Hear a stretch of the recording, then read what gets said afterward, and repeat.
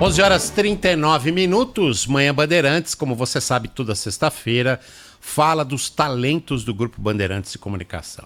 Já estiveram conosco aqui vários desses talentos e a gente tem o prazer de receber hoje a Joana Treptow. Está aqui com a gente, do nosso lado, participando. Obrigado por ter vindo, Joana. Oi, bom dia, gente. Bom dia para todo mundo que está nos escutando, nos assistindo. Bom dia, Sabino. Bom dia, Vitor.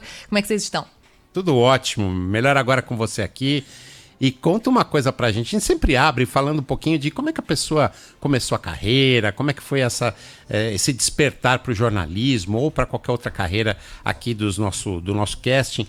Me diga uma coisa, você é portuguesa? Eu sou portuguesa. Sou portuguesa, nasci em Portugal, morei em Portugal até os 15 anos.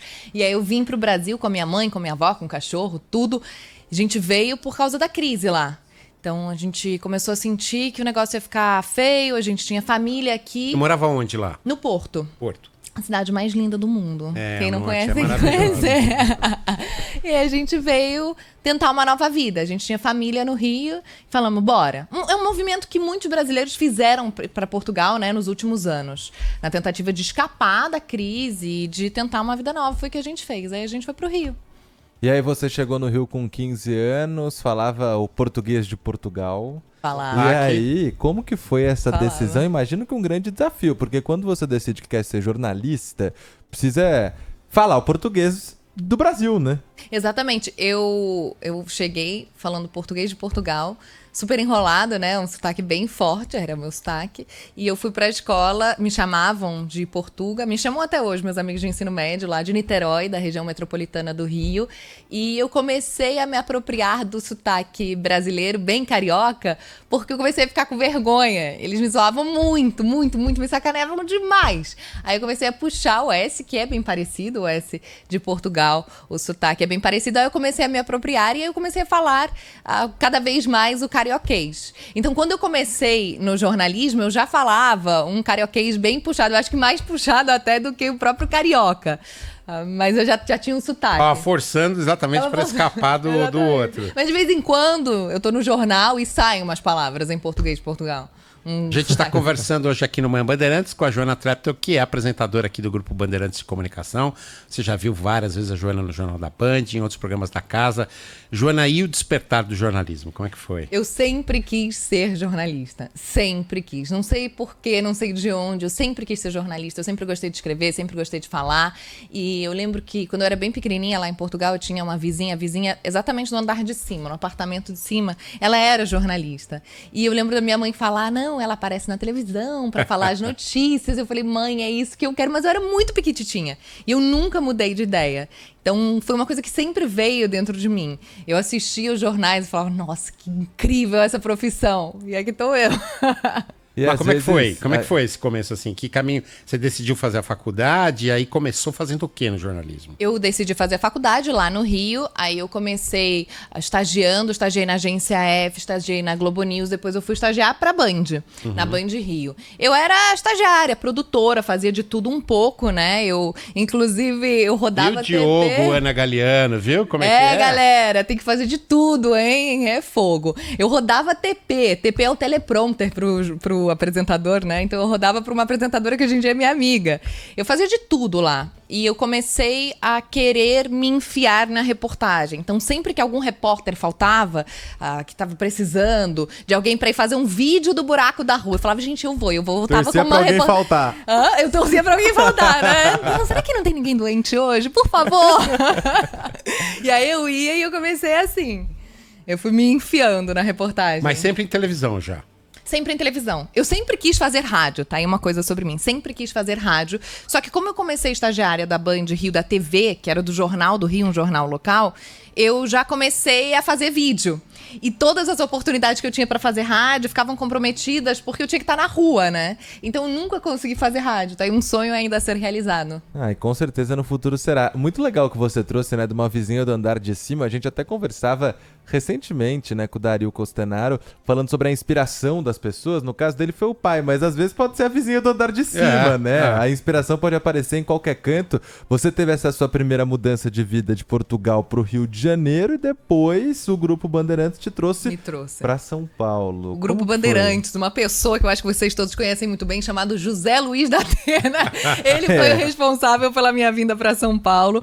Eu comecei a trabalhar no Jornal do Rio, né, fazer reportagem local. E quando eu comecei a fazer essas reportagens, o Datena começou a pedir para eu vir cobrir as folgas das pessoas da equipe dele que faltavam, que estavam de férias e tudo mais. E um dia ele me perguntou: você gostaria de vir para São Paulo? Eu falei: ai, Datena, eu era bem novinha, tinha 21 anos. Eu falei: Datena, eu tenho medo. Eu nunca vim pra São Paulo. Primeira vez que eu tava aqui, né? Eu não conhecia a cidade grande. A minha cidade em Portugal é uma cidade pequena, é uma aldeia perto disso.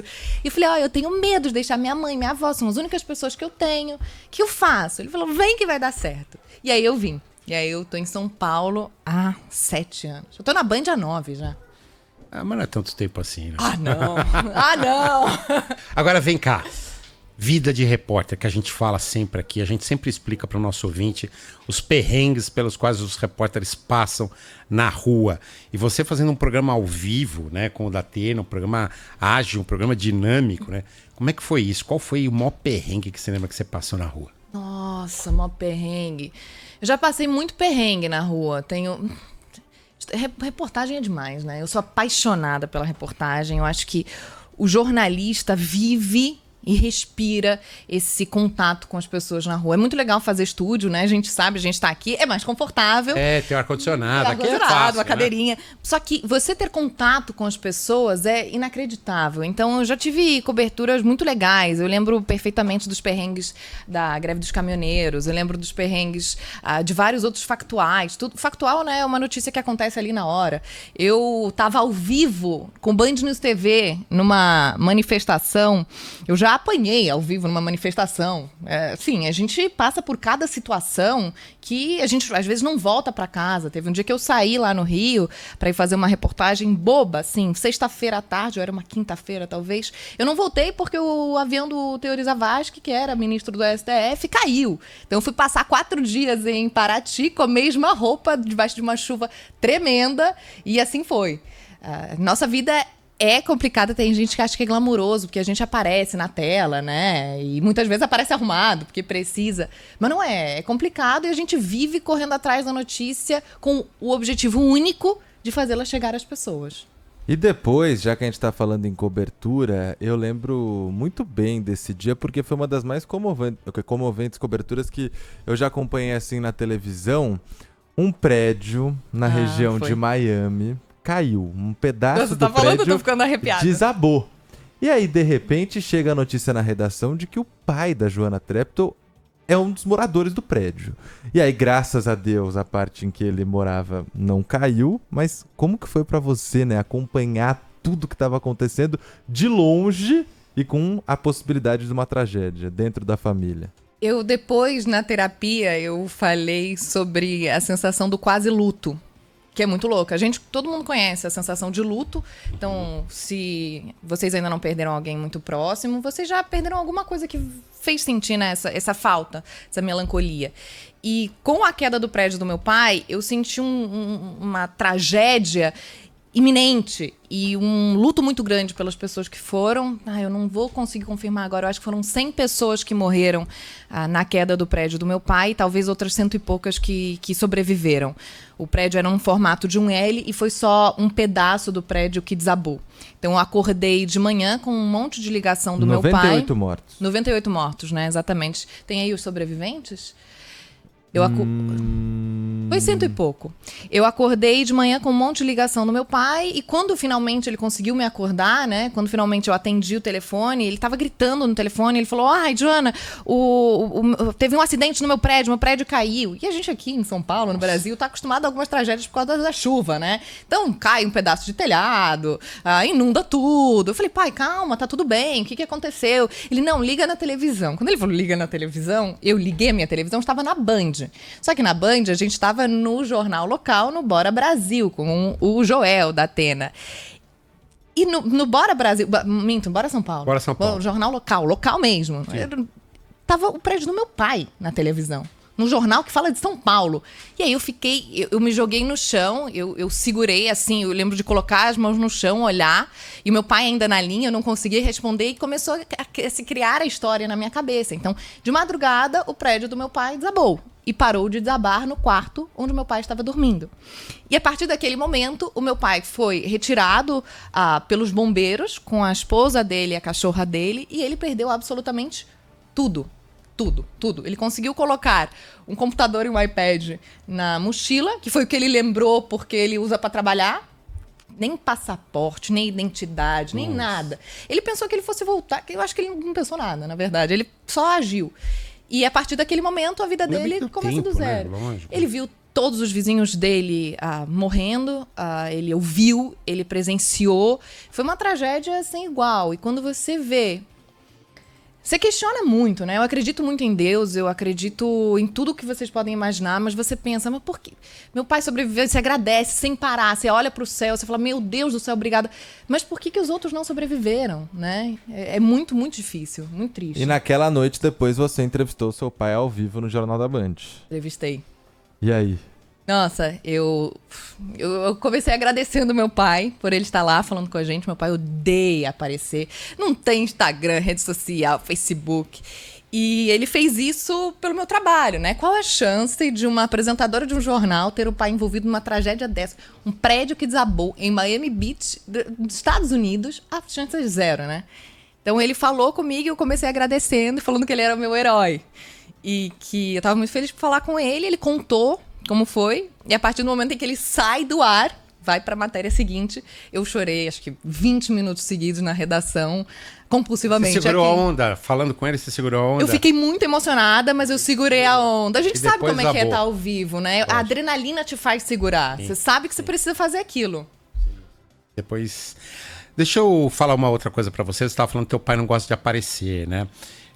Como é que é essa vida, para quem nos acompanha aqui pela rádio, como é que é essa vida fora da tela de sair no shopping, no restaurante, no supermercado e ser reconhecido? É uma coisa que te incomoda, você gosta, as pessoas são carinhosas com você, como é que é isso? Você é super ativa nas redes sociais também. Super ativa. Eu acho que a gente precisa entender que a nossa profissão é uma profissão muito, muito comum, né? O nosso dia a dia é muito comum. Nós somos pessoas realmente mais do mesmo. E o fato da gente aparecer na televisão faz com que o nosso trabalho chegue para algumas pessoas e que as pessoas se sintam próximas da gente. Eu acho que é a única diferença de um trabalho comum. Quando me reconhecem, eu acho tudo muito normal, mas não é uma coisa tão frequente assim. E eu fico feliz pelo nosso trabalho como um todo, a emissora. Eu tenho muito orgulho do jornalismo da Band, muito orgulho do grupo inteiro. E eu sei que o nosso trabalho é muito bem visto pelas pessoas e que as pessoas têm um carinho muito grande pelo nosso jornalismo, né? E pela credibilidade que a gente carrega.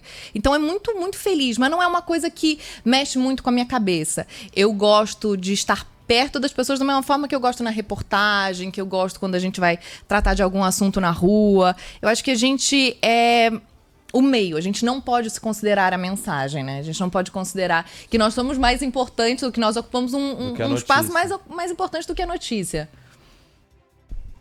Você também, até por essa grande movimentação que tem nas redes sociais, eu vejo que está sempre buscando ajudar quem está entrando no jornalismo, ajudar quem está começando. Você já teve, inclusive, um projeto, né, para tentar ajudar, e conseguiu ajudar. A gente teve uma produtora aqui que era do Infoca, um projeto que você começou para incentivar as meninas que queriam entrar no jornalismo. Eu falar em começar, eu lembro de você começando. Eu lembro de você começando, garotinho. Faz tanto tempo assim. Garotinho, ele tá voando já. Como é que é possível? Um avião, esse jornalista aqui. Bom, eu sempre quis muito ajudar, porque eu senti falta, para ser muito sincera, na faculdade, de ter mais contato com a prática, né? A gente aprende muito a teoria do jornalismo, mas com essas novas mídias, a gente não sabe o que fazer. A gente chega aqui e a gente fica assustado. E eu comecei a usar o Instagram, quando eu comecei na reportagem, eu comecei a usar o Instagram para mostrar os bastidores. E as pessoas gostavam muito. E isso me impulsionou, isso me fez crescer bastante, isso me fez ganhar um espaço muito legal aqui na Band, e eu senti que eu precisava dividir isso com quem estava começando. Eu acho que é cíclico, a gente precisa estender sempre a mão, e se a gente ganha um espaço, a gente tem que dar espaço também, né? Para que as coisas fluam e andem com luz, com alto astral. E eu criei o Infoca, que era nada mais do que uma página no Instagram, um blog, depois virou newsletter, mas o intuito era fazer com que meninas que estão estudando ou que estão querendo entrar no primeiro estágio, procurando o primeiro emprego no jornalismo, que elas consigam aprender na prática a fazer o jornalismo. O que a gente aprende a escrever é muito diferente do que a gente precisa escrever. Então a gente precisa saber se comunicar com quem está nos ouvindo. Às vezes a gente comunica muita firula. A gente vai explicar um projeto de lei cheio de termo que as pessoas em casa nem a gente entende direito. A gente replica o que está ali naquele documento oficial. Então, o intuito era fazer algo mais democrático, democratizar ali o jornalismo para que elas conseguissem. E conseguiram. Foi um trabalho muito difícil. Foram 2 anos que todos os dias eu corrigia textos, eu editava vídeo, eu falava isso está errado, isso está certo. E eu consegui colocar, se não me engano, 16 meninas nas principais redações do país. E aqui na Band, claro, também. Eu ficava ali no RH. Gente, vocês não têm uma vaga? Tem alguém que até hoje tá por aqui? Tem alguém que até hoje tem ali na pauta do Jornal da Band, a Letícia, ela tá até hoje aqui. Tem gente na CNN, na Jovem Pan, tem um monte de gente. Mestre de uma geração. Joana Treptow, que é talento aqui da casa, apresentadora. Você já viu a Joana no Jornal da Band, em outros programas aqui da Band TV. Queria te agradecer a participação hoje aqui no Manhã Bandeirantes. Super obrigado, muito legal a conversa. E deixar aqui, olha, tem umas mensagens para você. Opa! A Maria Gonçalves está dizendo, bonita e simpática, linda Joana. Opa, o Newton Santos está dizendo, Lupato, dê os parabéns para essa simpatia da Joana, sou muito fã dela. Obrigado. E você sabe, beijo. Sabino, que eu vou querer conversar com a Joana depois aqui do Manhã Bandeirantes, porque ela andou fazendo umas viagens legais pra caramba, pegar umas dicas aí, né? Pra onde você foi agora? Acabei de voltar do Vietnã, Laos e Camboja. Eu fui pra longe, galera. Eu tô querendo, assim, uns roteiros alternativos. Você vai gostar. Se você quer alternativa, é isso. Eu tô ainda com o fuso trocado. Obrigado, Joana. Bom fim de semana. Um beijo, gente. Bom fim de semana. Valeu, Joana. Um beijo. Rádio Bandeirantes. Fechada com você. Fechada com a verdade.